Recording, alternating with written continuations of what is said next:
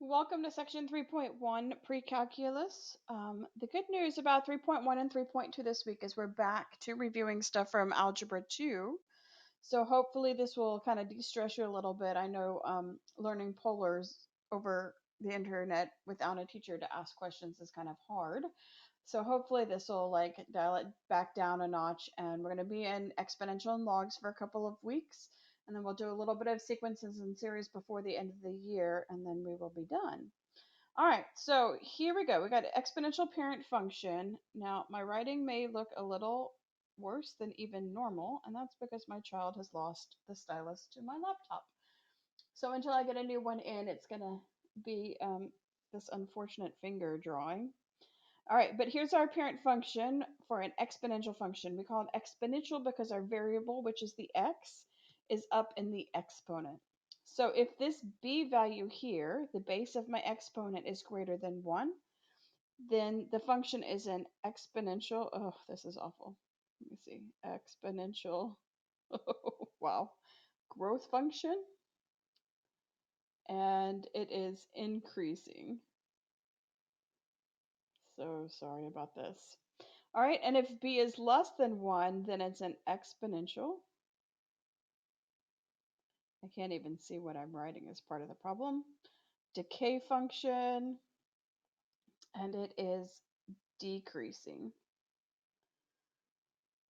All right, and then for asymptote, she says in her solutions, which I provide with these notes, she says in her solutions that it's a line that the graph gets close to but never touches. We know that's not necessarily the case because for our rational functions, we can cross those horizontal asymptotes. But for the sake of exponentials, and because we're talking about in behavior, it's the line that the graph never touches, comes close to, but doesn't touch as we go on to infinity. So if we're talking about the end behavior of a graph, then this is a true statement. The line that the graph touches, or sorry, the line that the graph gets close to, but never crosses. And that is true for exponentials, but never crosses. All right, so let's scroll up.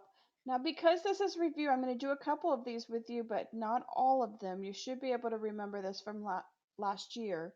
So, and we don't, in the interest of time, I don't have time to do every single one of them, but we'll do enough of them so you can get the idea back up in your head. So for exponential, we can put in, say, -1, -2, 0, 1, 2. And this one's going to be 2 to the x. So 2 to the -1 power would be 1/2. I'm not sure why I put -1 before -2. 2 to the -2 power is the same thing as 1/4. 2 to the 0 power, anything to the 0 power is 1. 2 to the first power is 2. 2 squared is 4. So when we are at -2, we're real close to 0. It's down there somewhere. And then when we're at -1, we're at half. At 0, we're up at 1. At 1, we're at 2. And then at 2, we go all the way up to 4. Where would we be for 3? What is 2 cubed? That would be up at 8. So at 3, we're all the way up here at 8. So our graph is going to look, well, it's not going to really curve up like that. This is super hard for me to graph. It's going to look more like this. And we have an asymptote along the x-axis, which is y is equal to 0. So our domain is going to be all real numbers. It goes all the way out to -infinity.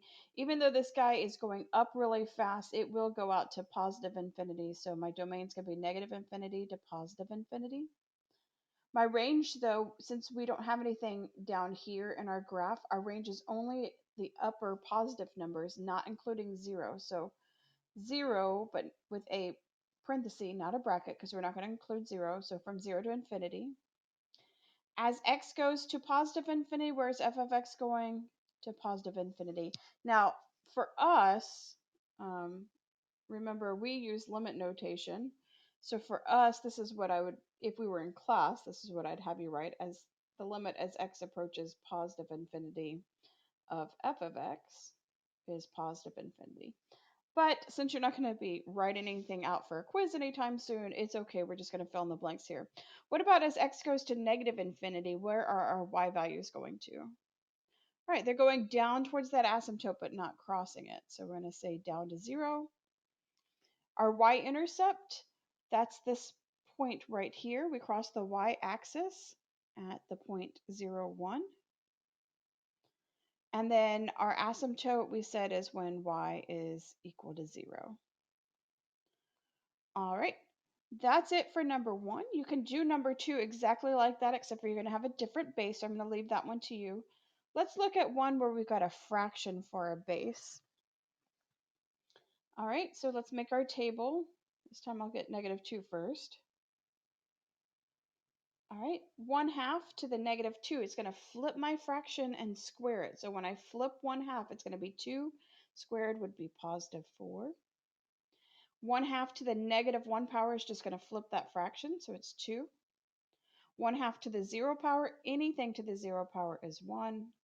1/2 to the 1 power is 1. 1/2 squared would be 1 squared over 2 squared, or 1/4. So here, when we're at -2, we're up at 4. -1, we're at 2. 0, we're at 1. 1, we're at 1/2. And then 2, we're at 1/4. Really hard to graph that one. So we are looking more like this. There we go. And then what's on that x-axis again? That's right. You got your asymptote is along that x-axis again. Our domain for this one is the same as the last one, -infinity to positive infinity. Same thing for our range. It's going to go from 0, not including 0, and our y values go all the way up to infinity. As x goes to positive infinity this time, our y's are going to the asymptote, which is 0, not touching it though. And as x goes to negative infinity, our y's are going up to positive infinity. Our y-intercept is this point right here. Same intercept that we had on the last one. When x is 0, y is 1. And our asymptote is y is equal to 0. So if we look at number 1, that was an example of an exponential growth because our graph is increasing. When we look at 3, because we have a fraction for our base there, anything between 0 and 1, it's going to give us an exponential decay graph, and it's going to be decreasing. So 4 would be another example of exponential decay. I'll let you do that one by yourself. 5, what would this one be? Be careful. I know it looks like there's a fraction there. We think it's going to be decreasing, but that fraction is bigger than 1. 5/2 is the same thing as 2.5. So it's really this guy here. So it's going to be an increasing graph. I leave 1, 4, and 5 for you guys. As I've said before, if you look at the bottom, and this is posted in Canvas, so if you want to see some more examples of one, here's number 2 worked out for you. Here's number 4 and number 5. She's got a little bit different notation, like she's using the all real numbers notation, but you can go through it and you'll notice like the y-intercept, the asymptote is always the same because we haven't done any transformations to this yet. In my next video for this section, we're going to do start talking about transformations and what does that look like. And that'll be it for today.